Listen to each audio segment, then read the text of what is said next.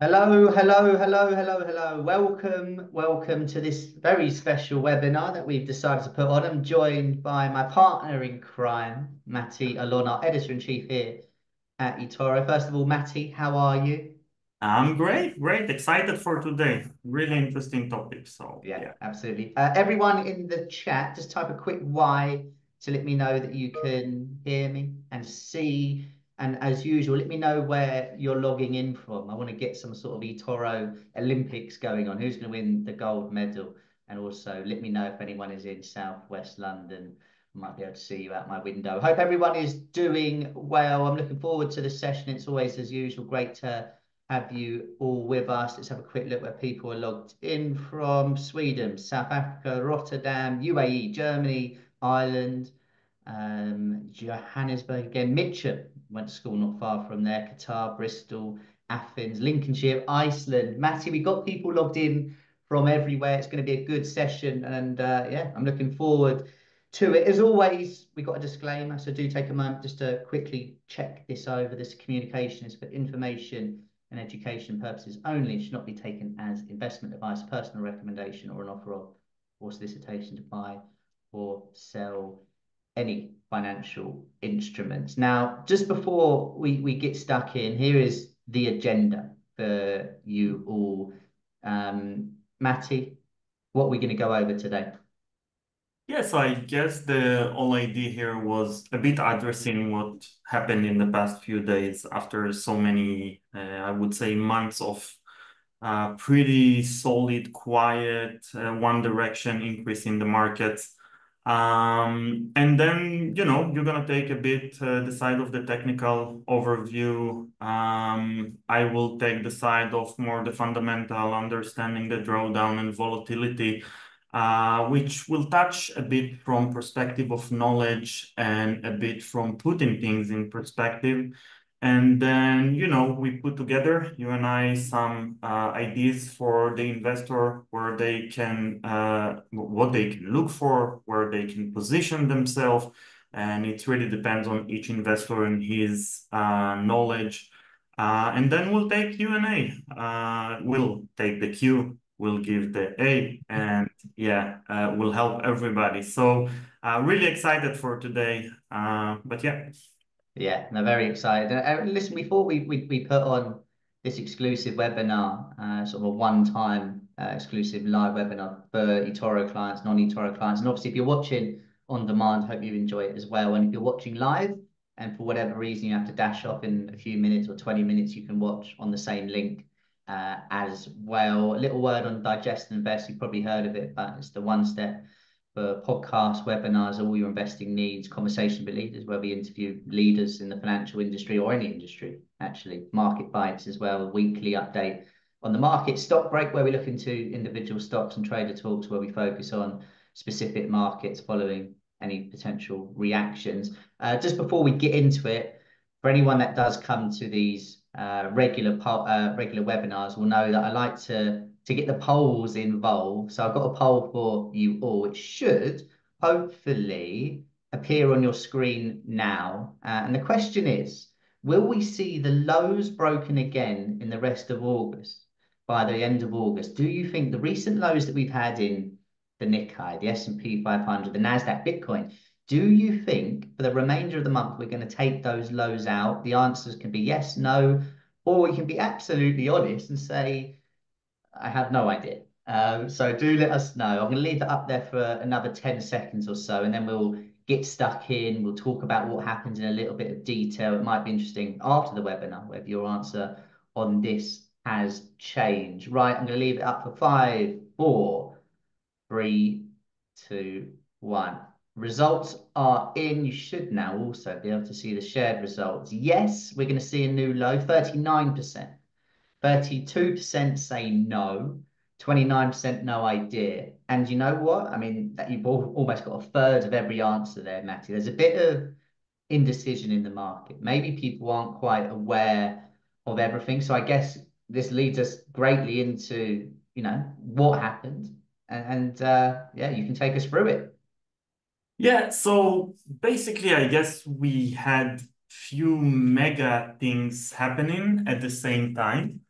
So obviously, on Wednesday, we had Bank of Japan rise interest rates, and that led to, some stress in the market because all the carry trades, you could uh, loan in one place and lend in another place. That created a very nice safe haven, and it was working very well and strong in Japan. So that's what led to a strong also FX but also strong trading. And when Japan said, okay, we're changing our very long few decades of zero rate. So now we're going to start rising it. So everybody was freaked out. We saw the market are reacting to that. And then Thursday, we finally, I would say Thursday and Friday, I will combine both of them. We finally saw the data that everybody was looking for. Just to put in perspective, the market was pricing, if I remember right, for this year, 5 cuts last year. Okay. And making story short, we're almost at the end of the year and we didn't even had one cut. And the reason we didn't have one cut is because although the inflation was scaling back, we were still didn't see this data, the real data that can support the actual rate cut. And what the Fed said all along is that we are waiting for this data. That's why we're sort of postponing, we heard about the higher for longer and all those really nice headlines. But I always said, and I think in our quarterly session that we did for the past quarter, we also said that the Fed has no option aside from looking at the data and making a decision if to cut or not. And on the other hand, the market will continue looking at the specific companies, and here it was a bit more specific for Magnificent Seven to see if they are outperforming expectation. And what we saw is the companies that missed expectation just like really went down heavily. Doesn't matter if you're $3 trillion or $2 trillion. And on the other hand, what we saw is those 2 days where we finally see the data that shows that the Fed can, in general, reduce rates. But what happened? The market freaked out. I always laugh at like everybody was expecting that. Everybody was waiting for that, for the Fed to have the case to cut the rate. But when it happens, the market freaked out. Now you would ask, wait, so why the market reacted like that? Well, the market is usually doing something I call, front running, trying to really, really do something before actual things happen. And what the market basically saying is that, oh my God, this is taking us for recession, hard landing. You probably guys heard about those headlines.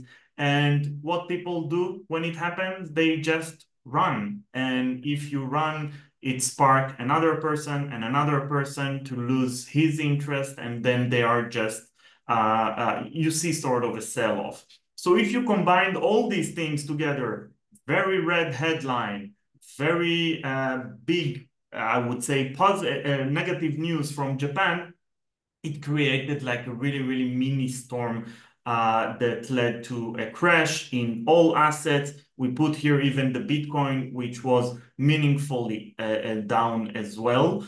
And then, like everything in life, market digest and saw that, wait, the end of the world is not coming. But it actually didn't come because it's just the first reading from the Fed.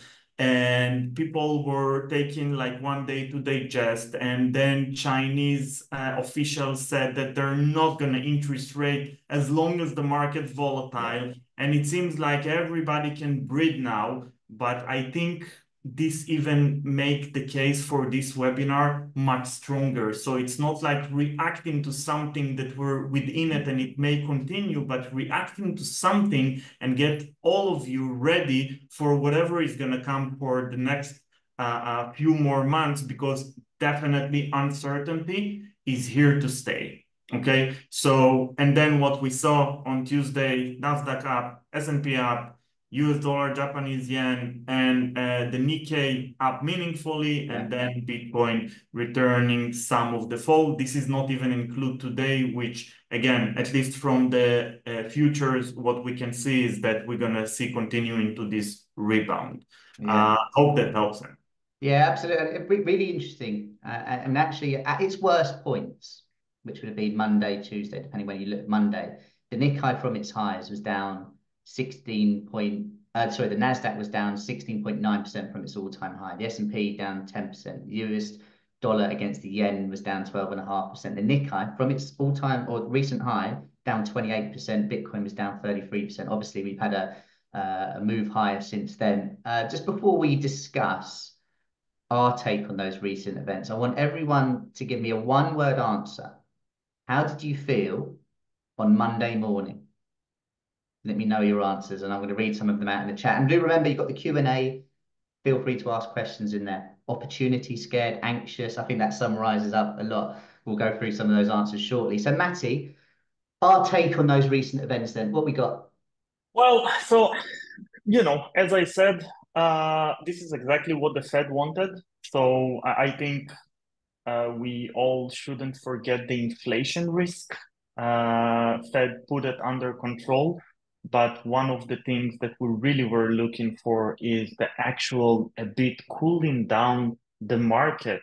And cooling down the market doesn't mean the end of the world. Now, I think one of the probably misunderstanding of market is that we got used to like 25 basis cuts, like there is, sort of a limit for that. If the Fed, and I think the Fed did a great job to put inflation under control.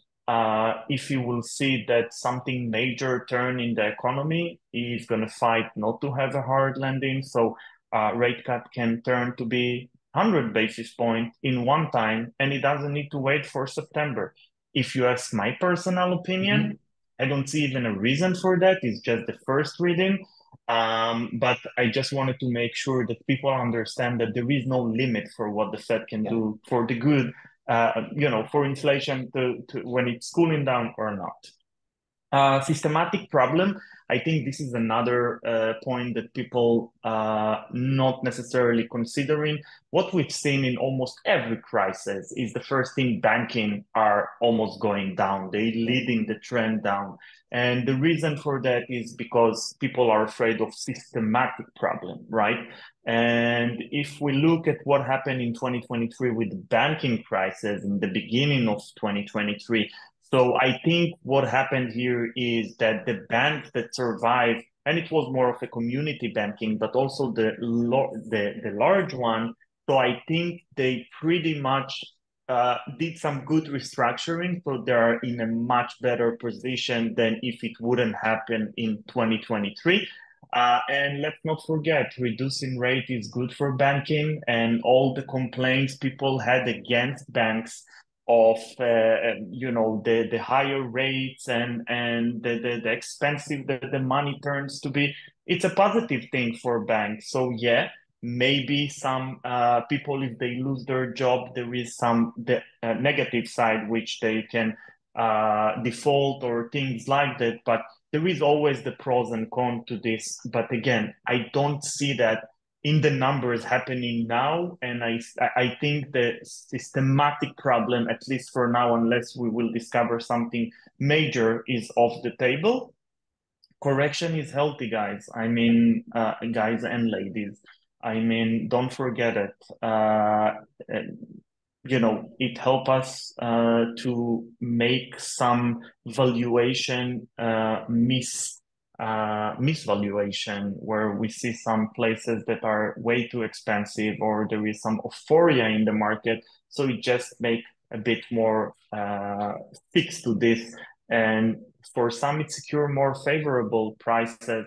And I can share that I've seen so many people actually doing investment, taking advantage of this. So people not necessarily were only running. Some of the people take advantage, and this is the beauty part on volatility, and we will speak about it further. But for any down in a stock or in a company, there is also winners, either because they did short or because they're buying at whatever lows and it will continue to go up. So it's really, really depends on what strategy you have and what you're buying specifically. Opportunities, as I said, it creates a lot of opportunities. And I'm in the side of the people who said that if you like price at X and it becomes X minus 10, so you should love the price even more. Obviously, as long as the story didn't change for this specific asset that you bought because this or that announcement. Yeah, thank you, Maddie. It's quite interesting. You mentioned opportunity there. Just from reading through everyone's answers, that was probably the most said. I mean, some of you decided to put more than one word, but I'm going to forgive you. Let's have a quick look at the technical point of view, how things are trading at the moment, and just some levels to be aware of. This isn't me giving any advice saying go long, go short. It's more of a case of how we can use technical analysis as a guide for sentiment. And I think the best place to start is probably going to be the Nikkei, which, as Matty said, had a very good recovery of those lows, but came under an awful lot of pressure. You can see today it's already trading up quite nicely. And really what gave I mean, there was two ways to look at this sell-off. And one was from a technical point of view, you can see here it failed to really push on above the high. Once that happened, we started moving lower. Now, there's a few really key support points, which now, in theory, could be resistance that I think are worth keeping an eye on. We broke through 37,000 quite significantly. We broke through another key area, again, very significantly. But what I found really interesting was, and if we zoom out, and you'll be able to see this now, I'm just going to bring in my favorite tool on Zoom, the annotation tool. So going back to 2021, look at this, resistance, resistance. And this is a daily chart, okay? And we really struggled multiple times to get above there. Even when we did, you can see it acted as support multiple times. And guess where we then finded that low? Right on 30,000. So that's obviously an area to keep an eye on. And when people say opportunity, I imagine there's a lot of people, a lot of you out there that were looking at individual stocks as well, whether it be your Apples, your Teslas, your Nvidias, and have identified key areas of, in this case, support, where you might have looked to get involved in the market. Now we have recovered. We're above 33,900. For me, that's a very important level that we can use as sentiment. If for whatever reason we start to trade below there, I think sentiment does change again, and actually people start getting a little bit worried. So that would be the first point that I'd mark up for the Nikkei. We also, as you can see here, just respecting an area as a trend line as resistance. So if you think about it as a resistance zone being this X, and then you've got this support area here. At the moment, we're in between all of that. Sentiment can change above 37,000 to the better, below 34,000 to the downside. I think that's how a lot of technical traders would be looking. Of course, fundamentals rule everything in this situation. Let's have a quick look at the S&P 500 as well. You can see, as Matty said, in pre-market trade just before the cash open in 10 minutes, it's up 8% so far. And this is an interesting chart as well. Another chart that broke a key trend line. So there might be some of you, and I imagine for those that said we're going to make a new low, you're sitting here saying, well, we were in an uptrend, clearly. We broke that trend. Do we start now moving to the downside? Both of those views, whether you think that's going down or up, is fine to have. I would use technical analysis here to help the market tell me what is going to happen. So you can see, I'm just going to bring out this rectangle, a really important area of the market, whether it be resistance or support back in June or resistance again yesterday. That's a key zone where the bulls, the buyers will really want to see price above. If that happens, momentum can help push this market higher. And then to the downside, you can see another area really well respected in markets, a little bit below at 52 thousand. So you're in these ranges across the board here, bullish above, bearish below. Anything in between that might just be a little bit of noise. And this is a good point to say, if you are a trader out there, don't feel like you have to get involved in these markets when volatility is high and liquidity can sometimes be a bit thinner. We'll have a quick look at Bitcoin and NASDAQ just to wrap this up. Bitcoin, you can see here, has been in a channel for a while, still respected. We haven't closed above or below that. And I would still keep a watch on that as a key sort of support point to the downside and resistance should we continue to push up.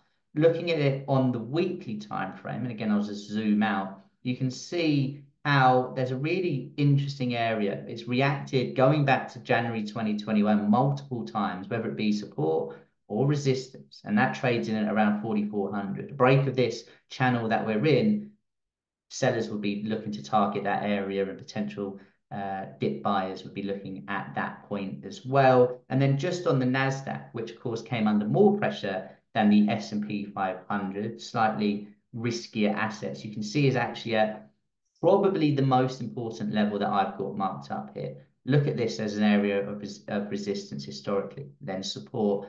And where are we finding resistance? You bet it, right on that level now. And you can see how similar it is to the S&P 500 with that trend line. And actually that brings me back just to the next slide that we've got. And I'm just going to share my screen here just to wrap this up.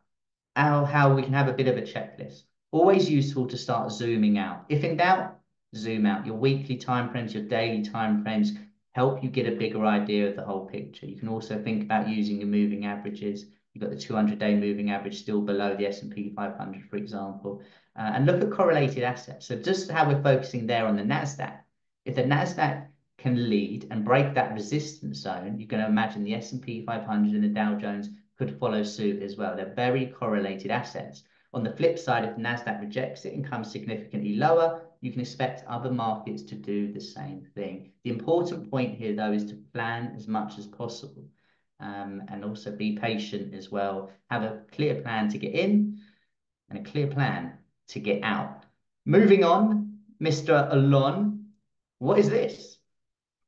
What is this? So what I want to do in the next few slides is first a bit to put some things in perspective, a bit of a knowledge. I know that some of you will have a bit higher level of understanding, some less, but I think it's extremely important for everybody. So there is a model that I always show to my student, which I think puts some businesses and investing in perspective. I'm going to walk it through and I will explain, and then I will explain the whole point behind it. So it's putting the behavior in perspective. So just try to imagine a situation number one where the father of Sam and Matty, which are brothers, we are brothers, gave us when he died, two supermarket, very successful one. The supermarket are identical. There is zero difference between them. Same prices, same material. And then there are two neighborhoods. There is the neighborhood that is very close to Mati's supermarket, and there is a neighborhood that's close to Sam. Now, Sam and Mati are totally separated. Each one is in his own business. They're not having one combined business, so each one is his own pocket. Now, usually what I would ask you guys and my student, and you guys can drop your answer in the chat, but where would you go if you live in the neighborhood close to Mati? Would you go to shop at Mati, or would you go to shop at Sam, where one place you have 200 meters, the other place have 1 kilometer? Next. So yeah, Sam, thank you guys, Phil. Keep putting your answers in the chat as well. Thank you. Yeah, exactly. And then something happened. The city hall decided that they really want to build sort of a bridge because it's very risky to cross the traffic road just with a traffic light. And what they decided is to, as I said, to build a bridge. Now what's going to happen is for the next 3 months, the engineering and everything is going to take place. And now for the same neighborhood customer to get to Mati's supermarket will take 3 kilometers. And for Sam, it will take 1 kilometer. Mhm. So my question to you guys, would you still go to Mati or would you go to Sam? Okay, get those answers in. Yeah, Yeah. completely different answers. Someone's gone, I would buy online. That's not an I option. love I love it. I love it. I love it. Well, Mati probably gonna charge more because buying online now the delivery is gonna be more expensive. And Exactly. then to the last one, which is the closing the whole thing after 3 months, they finish with that. Now Mati again back in business, 200 meter, 1 kilometer. Would you guys go back to Mati? Perfect. So we can see that the answers are first Mati, second Yeah. Sam, and third is Mati. Yes. Now, if we'll think about it this way, and Sam, if you go to the previous,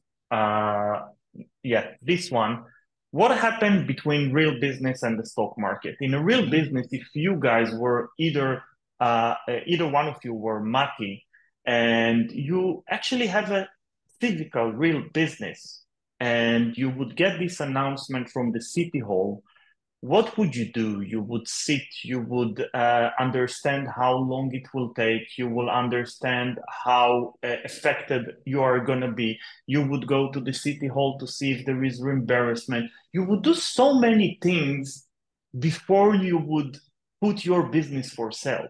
Okay.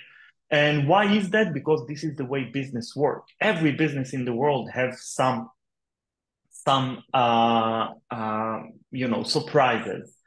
And if we go to the slide of the market, so what happened in the stock market usually, and it can be for a specific company, it can be for the whole market, is the market first react and only then think. And the Mhm. problem with reaction and then thinking is that a lot of people lose money because that's where fear come in. You don't have time to digest. Where if you were really the business owner, you cannot sell it in 1 minute. You need to have time to digest those things. And then what happened is what we see. This is literally the day of Monday where the market Yeah. opened aggressively down. A lot of people were dropping and just selling. And I guess a lot of people were losing money because they got freaked out as the headline were the end of the world. The market opened only on Monday, and the whole, Japan and all headline were really, really hard. But then what happened? People start digesting a bit and thinking and saying, wait, it's not that bad as we think. And what happened? The market corrected like 100% of the decline and finished minus 3%. So my whole point here, guys, is always, always, always first digest. Not everything is always as it looks in the headlines. Sometimes we need to understand what's going to be. And in addition to that, always try to think forward. If you're investing now and you know that the Federal Reserve holding rates for such a high level and for such a long period of time, just don't ignore the reality, because sometimes this 5.5% interest rate is going to affect the economy. So you Mhm. don't want to play in the game, the chair game, right? To see who's getting the chair to sit on. You need to be prepared for that, and we're going to prepare you for that in the next slides. Okay, so let's put some drawdowns in perspective. The next two slides, I'm going to show you something that I think it's really interesting. Because if you look at this slide, drawdown, by the way, to people who doesn't understand what it means what happened within a year from the highest price that the index reached to the lowest price that it went down. So if the index went up 10% and went all the way down to negative 20%, so the drawdown would be more than 20%. Okay. Now, if you would look at this slide, what you can see is almost every year there is a drawdown. Every year. Okay. It doesn't matter if the year is up 70%. Still, you would have witness a major drawdown. And on average, okay, for the past, how many we have here? 44 years, Yes. okay, the average is about 14 point, I think, 3%. So 14.3%. So what I'm trying to say here is that what happened in the past 3 days is no surprise whatsoever.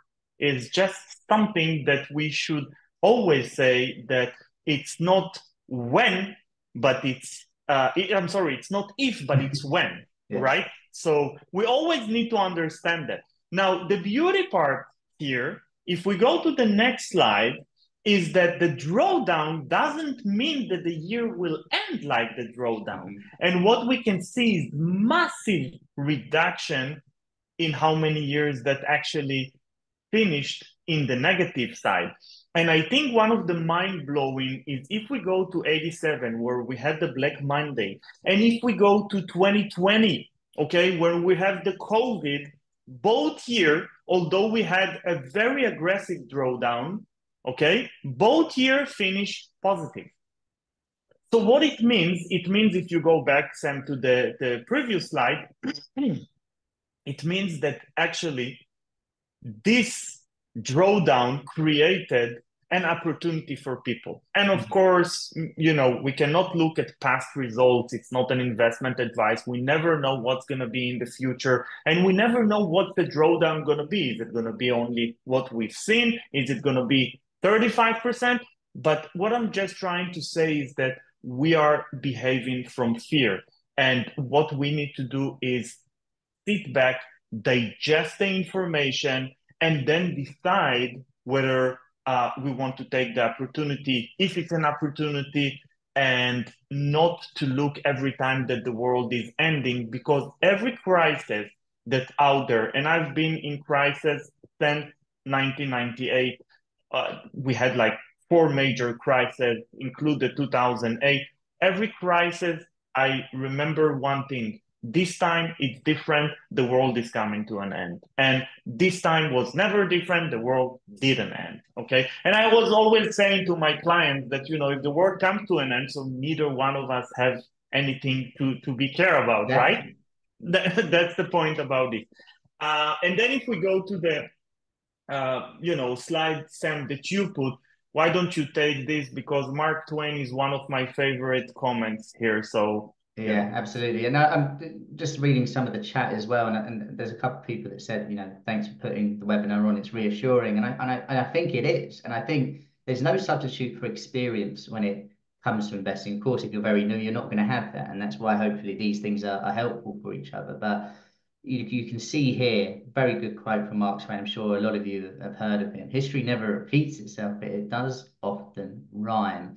And here you've got the S&P index. S&P 500's performance during and after extreme down days. So here on the left-hand side, just where my mouse is, you can see some of those extreme big down days that the S&P 500 had. 1998, when Matty, you would have been involved in markets there, 2008. I mean, there were some bad days there. But look at this. 1 year later, the average up 30%. 3 years later, you can see positive on average as well for 10 years. Down the line. So a lot of the times when the market has a really poor day or poor period, a lot of people can consider that as a potential opportunity for the long term. And there's some stats out there as well. If you were to, take away the best days of the S&P 500, which usually occur after some of the worst days, your returns would actually be about halved as well. So it is about potentially looking to take advantage of that, but thinking longer term, of course, is important there as well. But thank you everyone for the feedback so far. I do read all over it. We go through it as well. And remember, there's been a couple of questions. Can we get a link to watch this on demand? The same link that you clicked on, you can watch on demand as often and as many times as you want.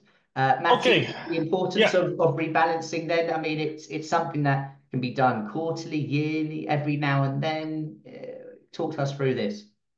Yeah, so this is the last part of the presentation with the next few slides, which I hope is going to give you some ideas how to deal with everything. I'm sharing how I deal with things and how we are at eToro analyst also team looking from perspective of our view of the right behavior, let's say, to deal with stuff. So first and foremost, we always in favor of rebalancing.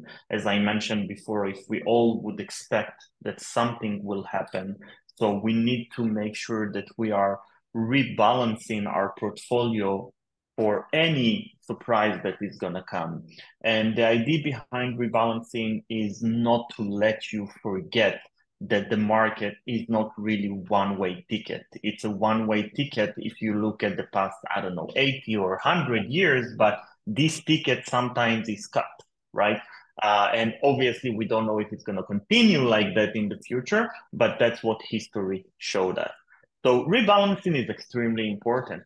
And it's important for many things because your age is changing, because your status is changing, you still have a job, you don't have a job, you just had a new baby, you don't have a baby, you just got married, you don't get married. Those things are so important that rebalancing your portfolio needs to be in top of your mind all the time. Saying that, specific timing like what we've seen in the past few days are I would say, the dream of the person that manage a proper rebalancing portfolio. Because as I mentioned, if I'm looking at investment, I'm a stock picker, okay, value investor, and I have in my portfolio X company. And as I said, this X company is now minus 10%. I'm probably going to love this company more. So I would rebalance my portfolio from companies that maybe didn't move or from cash I had to this specific company, to this specific asset, or whatever I believe in. So it's extremely important. And I think our head of automation, Adam, is always saying that in every major market decline, the new rich generation is born because, no one can time the market. But if you invest when everybody's running out and history repeat himself, so obviously it's something that can help. But again, I think it's major thing to understand that rebalancing is important. Obviously, nothing is promised. Obviously, we don't know what's going to be in the future. But if we look at how stock market work, businesses work, if something becomes cheaper, I think every one of us want to get the opportunity of that in reality world. So now let's move, Sam, to some suggestions. So what investor can do? Obviously, there is the side of people that they don't really have the capabilities of doing research, analyzing, and do all those things. So, there is one place that you can always put your money in, it's in cash, right? I mean, if you're afraid of volatility, if you're afraid of your money, cash probably is the only place that you can put it where it's so-called safe, as long as the bank didn't go defaulting, which is also protected by the government. For some people, they were with cash entering into this, but, and I put the but in really, really big, bold, only if you use it. Some people tend to have cash, they become the king because they have the cash to take the opportunities, but then these opportunities, no, the market is going to continue go, this one is going to continue go.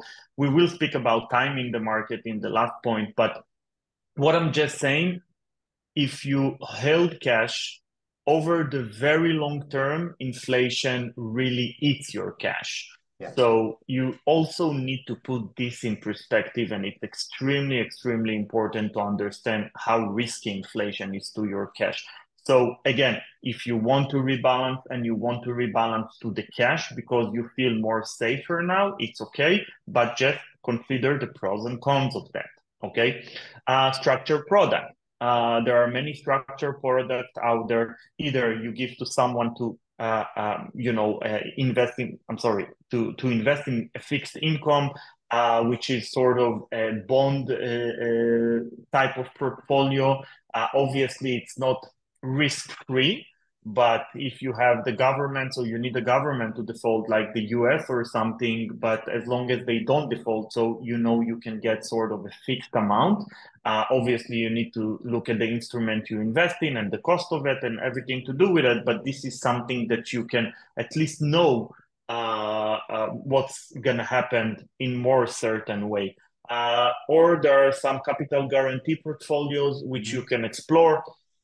I'm sure a lot of platforms offer it, so you can always look for those type of things. But then you have sort of, I would say, safe sort of haven for your base amount of capital that you put. Obviously, for everything, you need to do a research and analyze it in order to invest in that, right? So not to lose money. For the people that do want to still invest and be exposed to the market and not try to, okay, I'm running away from the market, there are the sectors which history showed that are a bit more defensive during recession. Obviously, it's the consumer staples, healthcare, utilities. The reason they're defensive is because we are, as human beings, we have to have healthcare, we need to have consumer staples, and we all need electricity, right? I mean, so that's why those type is defensive. It doesn't mean that they cannot go down price-wise, but maybe they can pay dividend or thing like that. But it's important for you guys to know that there are sectors that actually can you can benefit from them. And then there is the side which I call of the people that actively investing, like what I'm doing, stock picking, or it's investing in ETFs, or investing in indices, or investing in anything that you are investor for the long term in the asset, can be Bitcoin, whatever you believe in, is that volatility in general, it creates the opportunity, okay? And if you are afraid, first, never try to time the market, because no one ever succeeds in that. Yeah, you may do what Sam is doing, which is more technical analysis to look at those parts. So if you do, that can be one help. If you like me, which I don't use technical analysis, but I use fundamental analysis, so I'm looking purely at the valuation of the company. And then if I want to buy something and I'm afraid that, wait, maybe it just started, maybe it's going to go down, or maybe it's, I don't know, it's going to correct tomorrow, but I'm not sure about it, and I'm afraid, I will do something that's called the DCA, dollar cost averaging. And if we move to the next slide, I'll explain how it works, because not everybody know that. And it's basically taking advantage of the market without timing. Again, this one is relevant for any type of instrument you're buying. So what the dollar cost averaging basically is showing is the difference between investment in a lump sum. So if you take the amount now of $8,000 and you buy the asset at $20, okay, versus taking this $8,000 and divide them on 8 same equal amount of $1,000 and invest every, I don't know, first of the month. And then there are different pricing, right? Because what we just said, we don't know if it's going to continue going down. And what you can see here is that although you had 2 months of buying way above the $20, which is 25 and 22, at the end of the day, what would happen is that your average of the dollar cost averaging would have been $18.5 versus $20. So although you finish in February at the same price, at the dollar cost averaging, you would actually make money, okay? Although you're at the same price. And I think what this trying to show you is that when you have a drawdown in the market, as we said, at least statistics shows that drawdown doesn't necessarily mean that the year is going to finish like that. It means that this strategy can help you maybe finish those years in a positive way. Obviously, and it's very important to understand that, if you will do that and the market is going up and you continue to buy, so yeah, you may be averaging not down, but up. But that's why I put this slide to speak exactly about the days where the market is going down, okay, and not vice versa. And again, I really believe that at the end of the day, our aim is, first to digest things, think through, think about your strategy. We see some recovery in the market. Even if the market is going to go back to what it was like 3 days ago, 4 days ago, do me a favor. I truly believe that what we're seeing is not the end, but not from perspective of the market going down, but from perspective of volatility. Yeah. Okay, if the Japanese government decided that this is the route they want to go, so if they just postpone it, it means postpone. It doesn't mean off the table. And if the US government is showing that what they waited for actually is happening, so you need to put it in mind as well. And if we go to the last slide, which is we chose the return. But if we go to the last slide, I will remind everybody the magic table, the compounding interest, and the beauty of thinking for the long term. So always, always, always remember that your goal is years times the maximum return you can make.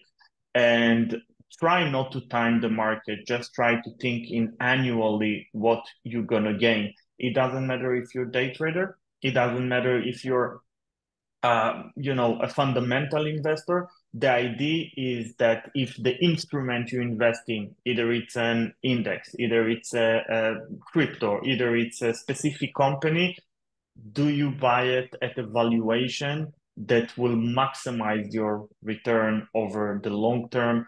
And that's it for me on this one. So I hope it was helpful, and I think we're ready for a Q&A. Yeah, absolutely. Thank you very much, Matty, and the feedback has been great. I've got a question for the audience first before we have a quick look at the Q&A. Feel free to obviously add more questions in. Let's fast forward to, just to say, 2 years down the line, right? And we have a similar event in the market, volatility-wise.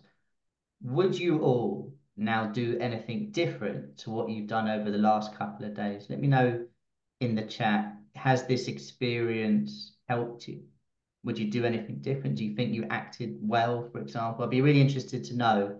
And don't worry, we're not going to call people out. I just want to get a guide for what people are all thinking. I've posted as well a couple of links in the chat that go from beginner to investor course. That's all available on demand. We have new dates for that coming soon. Also popped in the LinkedIn's, but you can also see on the slide here, should you want to connect in on LinkedIn or on Twitter as well, feel free to do so. Let's have a quick look then at some of the Q&A. I'm just going to bring it up in front of me. Matty, anything in particular you would want to answer there? I think there was a question about the if we can speak about the election and everything. I think it's too early, in my opinion, and obviously we don't have sort of a crystal ball to know what's gonna happen. But again, I think it's just making the case for what I said. Volatility is here to stay. It's not going anywhere, right? And that's why you need to position yourself and your portfolio for what I call all-weather conditions if you're not really into stock picking. Yeah, there's an interesting point here, and I actually think a lot of people would have been in the same boat. And someone in the office I was speaking to on Tuesday was in a similar one. I'm a long-term investor, so don't really worry when stocks go down. Good mentality. However, I regret not having money on Monday when I could have bought, a little bit more. And look, sometimes you're in a situation where you just don't have the available cash, and that is fine. But I think the main thing here to note is, if I'm a long-term investor, these things happen, don't they, Matthew? Corrections are healthy. They're part of the every they happen every few years or within a year. And I think that the main thing to note is if you think long term, history is on our side. The S&P 500, for example, finishes up 70% of the time, averaging 10%. Doesn't mean the next is going to be positive, but it's good to know history is on our side, isn't it? Yeah, I think at the end of the day, I mean, and you and I did a full webinar about the S&P 500.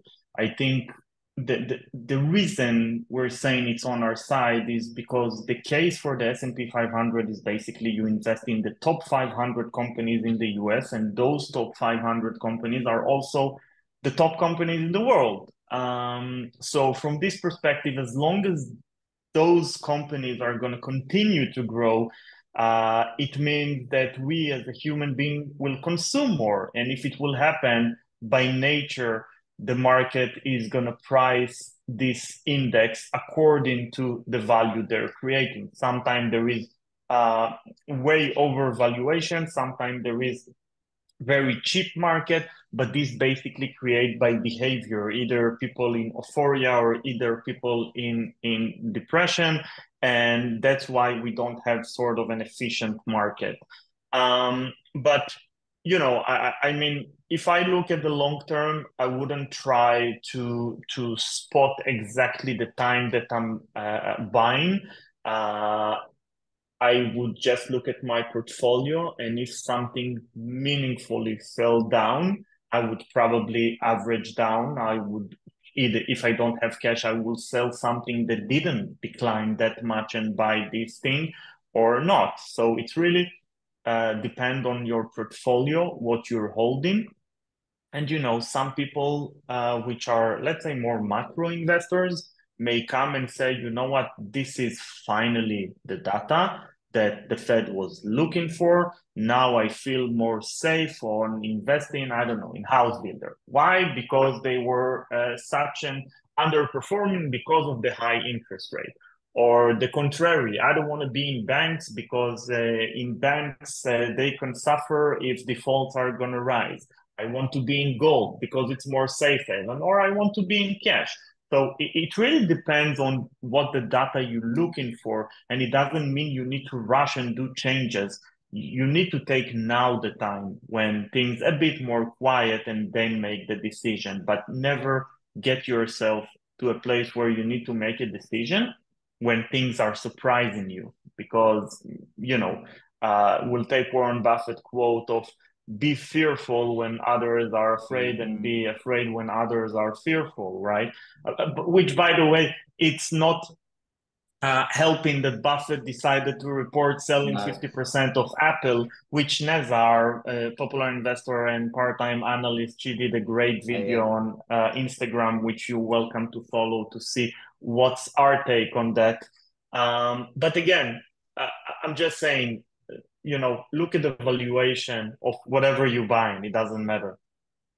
Yeah, absolutely. In response to the question that I asked everyone, again, I'm not going to read out names. There's a couple of funny responses. One was, I wouldn't go on holiday, which obviously there's a time to be on a holiday. Obviously, you can't predict these things, but imagine that being on holiday. I have to admit that in the past 15 years, as I remember, this is the first time I'm not going on holiday. But in the past 15 years, I think most of my August, when I'm on vacation, something happened in the market. That's what I just remember. I don't know exact statistics. When I first started trading 2014, I remember 2015, I was trading my own funds and I was trying to build up my portfolio. And it was in August. People might remember this, 2015 in August, Black Monday, they called it, when Chinese headlines shook the market. And it's my first real experience of things. And I do wonder sometimes in August, because a lot of people are on holiday, the liquidity is a lot thinner. There's less people in the market, so moves can be exasperated. So it is potentially something in that. But yeah, what a time to be on holiday. A lot of people in the chat saying, if I feel, and I'm summarizing here a few of the answers, if I feel like markets are on edge or they've gone up too much, and I feel like a correction is happening, I would like to stockpile some cash to take advantage of that opportunity. So that's when cash can be, very useful, can't it, Matty, Yeah, it can, but again, just be aware of trying to time the market. Exactly, yeah. Because and I think what happened in the past few years, taking aside, you know, the COVID and those major let's say reasons like the banks in 2023, we've seen almost every time a pullback, a reason for people to buy fast after it was like 3% decline and the market continued to go up. So you don't want to be as an investor in a position where you're trying to time the market. So if you're taking cash as an alternative now when you rebalance, put that in on top of your mind and understand the risk of going and pulling out of the market. So there is always pros and cons, and that's why I'm saying if you're really a long-term investor investing in index, I don't think I would try to time index whatsoever because index doesn't work like stocks, okay? Where there is sentiment or maybe stocks that are more affected now because this or that inflation. So you can, you know, maybe time it because it's the cyclical part of it. But yeah, the cash is good. But as I said, you won't be a king if you won't use it on time. Yeah, And there is a question from Shani about the dollar cost averaging, where he spoke about that it's not always working and it didn't work on company that they invest in PayPal. I think here is the important part. The dollar cost averaging is not here to save people if they didn't choose the right companies. I mean, it doesn't matter if you would buy one time the PayPal or bought it at the dollar cost averaging. The problem is not with which strategy you decided. The problem can be because of the specific company you choose. Okay. It's not saying you're good or bad, because I'm sure that you had companies that if you would do it, you would benefit from that because they went up. So in general, in investing, every person I know, even the Warren Buffett guru, we're all making mistakes. We're all can choose a bad company. So don't feel bad about one company that you try dollar cost averaging because it's not necessarily, it's more centric for a company. I'm more talking about when there is a sell-off broadly in the market and you don't know when it's gonna end. That's where you can play it out. Yeah, absolutely. What else we can take here? There's so good question. Just while you find a question, there's something funny I saw. I mean, a lot of people have probably heard of the saying, sell in May and go away. Well, Richard's got this one. He goes, my wife asked me to sell on my birthday, which is the last day of July, and buy it back before her birthday, which is early November. It works almost every year. And I just think, you know, sometimes these funny things can work out quite well. Richard, always listen to your wife. I think that's the advice there. Yeah. There isn't actually a nice question. What would you look at in a company to determine whether it's a good idea to do dollar cost averaging? So in general, I wouldn't look at the company for nothing about either lump sum or dollar cost averaging. I would look for a company if it's cheap versus in-depth analysis that I did for intrinsic value of the company. If I found this company to be cheap, I personally probably gonna maybe buy it in a lump sum. But if you are not sure, you don't want to time your buying, so you can do a dollar cost averaging. But what I'm trying to say that it doesn't mean if you bought in one lump sum or few dollar cost averaging, because you already decided that the company is cheap and you have an upside. Okay, it doesn't necessarily mean that you're right or wrong. As I said, we're all making a mistake. But yeah, that's usually how I would think about it. Yeah, absolutely. Matty, we're at the hour. Do you want to look to wrap it? I mean, we can always take these questions to the feed as well if needed. And let's take one more. Yes, cool. So there is, would you recommend putting a limit buy order at some discount to the market in this kind of troubleness time? I am in favor that every tool that you can use, and thankfully for us and for you guys, we have a lot of tools on eToro. to use it if you feel that's going to give you more confidence. As long as you understand the tool, as long as you understand the the pros and cons, not just understand what the tool means, but how it works as well. Some people may put a stop loss and the stop loss may hit, and then the share price corrected upward again, and you could be out of the game. Or stop loss can hit and it literally saved you because it continued to go down meaningfully. What I'm just saying is that what you need, all of you, to do is first decide on the strategy. Second, decide on your allocation, your diversification, which you will rebalance now and then, and what you want to be exposed for. And then if you have a risky place or you're not sure about and you want to play the stop loss, that can be prudent. But before all of that, understand your strategy. Yeah, absolutely. Well, look, we'll wrap it there. As I mentioned, it's available to watch on demand too. And if you are watching on demand, thank you. Hope you enjoyed it as well. Matty and I will always be available for any of these kind of webinars. And if you have ideas for certain webinars that you want, send us a message. We're more than happy to help. Thank you all for joining. Matty, as always, thank you as well. Thanks, Sam. Thank you, guys. Really appreciate it. Take care, everyone. See you soon.